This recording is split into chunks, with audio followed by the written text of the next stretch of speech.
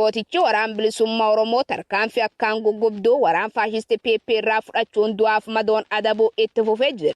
Akka kanaalleen abdiif gaaddisiisa Oromoo waraanni bilisummaa Oromoo zoonii lixaa butuchaan diin Oromoo buttaan ebentuu godinbaa Wallaggaa aanaa ebentuu gandi saqala guddaatti diin ilmaan Oromoo duguuguuf maqaa waraan bilisummaa Oromoo qulqulleessinaa jedhuun bobbaatirraa tarkaanfii fudhachuun injifannoo boonsaa galmeessee jira. Faashistoonni PP kun humni lafoon nam 300 waliin kabobbaa yoo ta'u agay 7/2022 galgal sa'aatii 11 irraatti adoo deebite magaala aanaa galuu jirtu. Axee galchuun rasaasa sana kaa'ee baarudaan macheessu 35 battalaatti jeese 20 ol madeessee jira. Gam meeshaatiin qawwee AKM 21 hidhannoo guutuu waliin meeshaalee didiqqaa hedduu booji'uun danta qabsoo bilisummaa Oromootiif galii taasisee jira. Tarkaanfiin abdiin saba Oromoo gootichi waraan bilisummaa Oromoo fudhate itti fufuun aanum kan gandi qeelloo bakka addaa balchuu jedhamuutti halee agay 8/2022 tarkaanfii laalessaa waraan weerartuu PP irraa fudhateen 15 battalaatti jeesuun 8 madeessee jira. Tarkaanfiin gootichi waraan bilisummaa Oromoo fudhate aga bilisummaaf walabummaa Oromiyaa itti fufu. Injifannoon uummata Oromoof oraa bulaa deebana.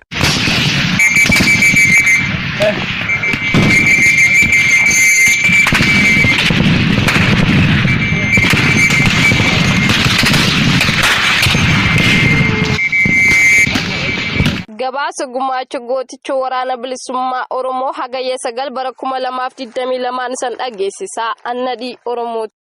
Gumaachi irree fi gaachana uummata Oromoo dinagdeen jabeessuuf taasifamu cimee itti fufuun haaluma kanaan miseensi waraana bilisummaa Oromoo duraanii Jaal Zaaraa Boorrii laaptooppii MacBook Pro doolaara Ameerikaa 2152 bittee gumaachitee jirti. Gumaachi oboof taasifamu jabaatee itti fufuun sabboontotni ilmaan Oromoo maqaan isaanii armaan gaditti tarraa'e gumaacha maallaqaa oboof taasisanii jiru. Aziizaa Huseen qarshii 5,000 biyya Swiidinirraa, Kadijaa qarshii 450 biyya Beeruutirraa, Caaltuu Huseen qarshii 6,900 biyya Kuweetirraa, Boontuu Kadir qarshii 25,000 biyya Kuweetirraa, waliigalatti qarshiin paayira Itoophiyaa 40,950 oboof bira qaqqabsiisanii jiru. Tumsii fi deeggarsi oboof taasifamu ittuma fufuun ilmaan Oromoo maadheen haamilee Oromoo lakkoofsa tokko jalatti ijaaraman oboof qarshii 10,000 gumaachanii jiru. Maadheen kun ittuma fufuun marii jajjabduu haala yeroo irratti taasisaniin bakka laafinni itti mul'ate sirreeffachuun jabeenya qaban daran jabeessuun gumaacha isaanii kan itti fufan ta'uu dhaamatanii jiru. Sabboontotni ilmaan Oromoo maadhee Ahmed Kabiraa fi Elemoo Biiftuu Qaraanaa oboo dinagdeen jabeessuuf qarshii 2,000 gumaachanii jiru. Tumsi oboof godhamu ittuma fufuun ilmaan Oromoo maadheen gumaa Haacaaluu Hundeessaa jedhu jalatti gurmaa'an oboo dinagdeen cimsuuf qarshii 2,000 gumaachanii jiru. Sabboontotni ilmaan Oromoo maadheen haamilee Oromoo lakkoofsa 2 jalatti ijaaraman oboof qarshii 20,000 gumaachanii jiru jechuun gabaasa ajajaa olaanaan Aabaa oboo irratti biyyoolessa Oromiyaa qaqqabsiisaniin beekuun danda'ameera. Nutis galanni keessan bilisummaa haa ta'uutiin jan horaa bulaa deebanaa injifannoon uummata Oromootiif.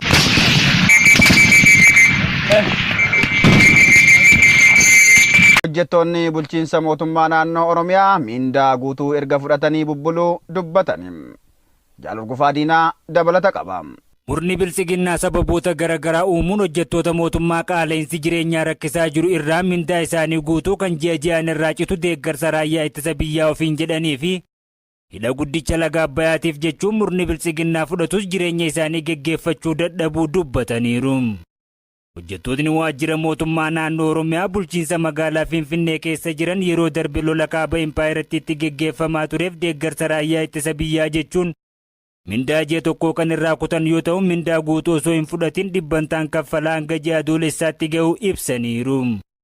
Hojjettootni waajjiraalee tokkoo kaffaltii kana baatii waxa bajjiitti fixuun mindaa ji'a adoolessaa qofa guutuu kan argatan yoo ta'u gariin ammoo akkuma sana ofirraa fixaniin deeggarsa hidha guddicha laga Abbayyaa jechuun marsaa biroof mindaa kutuun itti fufee jiraachuu maddeen har'aata biyyoolessa Oromiyaatti himaniiru. Marsaa kanaanis namni kamuu hidha guddicha laga Abbayyaaf mindaa kan kutu yoo ta'u haala qaala'insi jireenya Impaayiratti mudatee jiruun hojjettootatti jireenyi daran akka ta'u ni eegama. Kana malees waajjiraalee mootummaa naannoo Oromiyaa ofiin jedhu keessa dhimma nageenyaa jechuun qaamoleen nageenyaa kanneen ofiin jedhan durgoo baafatanii fiiguu malee hojii idilee tokko akka hin jirree fi waajjira hojii mootummaa jechuu malee caasaan hojii aanolee fi godinoota irraa qabu deemee hojii hojjechaa akka hin jirree fi namuu gabaasa sobaa walii dabarsaa jiraachuu ibsaniiru. Itti dabaluunis hooggantoota bilchiginnaa naannichaati kanneen ofiin jedhan garee ijaaranii walirratti duuluu malee beela kibba baha Oromiyaa fi baha Oromiyaatti mudatee jiruuf illee uwwisa miidiyaa dhoorkatanii dhoksuuf yaalaa osoo jiranii dhoo'ee bahuun daranuu isaan dhiphisee jira. Hojjettootni rakkoo jireenyaaf saaxilamuuf rakkachaa jiran rakkoo isaanii kana iyyachuuf doorsisa maqaa waraana bilisummaa Oromoo waliin hidhata qabda jedhu kan sodaatan yoo ta'u, isheedhuma cittee argamtu sana argatanii ofii fi lubbuu maatii isaanii achi butuuf galmee to'annoo irratti mallatteessuu fi suuraa to'annoo dijitaalaa ka'uu qofaaf akka dhaqaa jiran maddeen dabaluun addeessaniiru. Murni bilxiginnaa godina Arsii Bahaa Ona Qarsaa Muunessaa keessaa uummata buqqisaa jiraachuun dhaga'ame. Ilmaan Oromoo badii tokko malee qe'ee jireenya isaanii irratti manni jalaa gubachaa fi qe'ee isaanii gadhiisanii akka buqqa'an ta'aa jiru. Torbee darbeerraa eegaluun godina Arsii Bahaa Ona Qarsaa Muunessaa keessatti gandoota qarqara bosonaa jiran keessaa manneen gubuun uummatni buqqa'ee akka magaalaatti galuu taasisaa jiru. Sababa kanaan namootni manneen osoo waraanni murna bilxiginnaa dhaqee jalaa mana hin gubin manneen isaanii diiguun ooyiruu isaanii gadhiisanii godaanaa jiraachuu maddeen arraata biyyoolessa Oromiyaatti himaniiru. Godina Arsii Bahaa onoota sochiin waraana bilisummaa Oromoo keessatti hammaachuun murni bilxiginnaa injifatamaa jiru keessatti ergamtoonni sirnichaa haaloo uummata nagaatti ba'aa jiraachuun baratamaa ta'ee jira. Godina Qellem Wallaggaa aanaa Jimmaa Horroo keessatti hidhaa fi doorsisni hammaachuu jiraattonni dubbatani. Jaaliraan Gameessaa guutuu gabaasa kana akka taanutti siniif dhiyeessiti. Dabballoonni sirna PP waraana faashistii Abiyyi Ahmed of jala hiriirsuun waltajjii garaa irratti dirqiin erga uummata baasanii booda namoota yaada keenya mormu jedhanii waltajjicha keessatti shakkan doorsisuunii fi hidhuun aadeffatameera. Haaluma kanaan hagayya 7 2022 godina Qellem Wallaggaa aanaa Jimmaa Horroo ganda Tiibbee keessatti uummata dirqii waltajjii baasuun dararaa oolan. Waltajjii kana irratti dabballoonnii fi waraana sirna balfama PP kun uummanni akka yaada kennuu fi jibbiinsa woboo dubbatu dirqisiisaa turuus maddeen arraata biyyoolessa Oromiyaa ibsaniiru. Waltajjii kana irraa dirqamaan qooda kan fudhatan maanguddoon ganna 70 obbo Dhugumaa Maammoo jiraataadhuma ganda Tiibbee kan ta'an yaada nun gaafatinaa nu bira sin dhufinaa mooraadhuma keessan keessa ta'aa jechuun yeroo yaada kennanitti ergama waraana bilisummaa Oromoo qabda jechuun maanguddoo kana uummata duratti jechoota safuu cabseen erga salphisaniin booda magaalaa nutti geessanii hidhuu maddeen dabaluun ibsaniiru. Obbo Olaanii Bakaree ganduma Tiibbee keessaa fi obbo Solomoon Maammoo ganda Iluu Kittaayetii qabuun dabalanii hidhuunis barameera. Godina Horroo Guduruu Wallaggaa aanaa Abbaay Coommanitti humnoonni goolessituu PP dargaggeessa tokko ajjeesuun gatani. Jaaldandiyeelemoo dabalata qaba. Humni goolessituu ergamtoota sirna naftanyaa Oromiyaa godinaalee hedduu keessatti ilmaan Oromoo ajjeesuu hojii godhatee jira. Hagayya 7 bara 2022 godina Horroo Guduruu Wallaggaa aanaa Abbaay Coomman ganda Hoomaa Kulkulaatti dargaggoo Galaanaa Malkaamuu jedhamu ajjeesuu isaanii maddi keenya ganda Hoomaa Kulkulaatii arraata biyyoolessa Oromiyaaf himeera.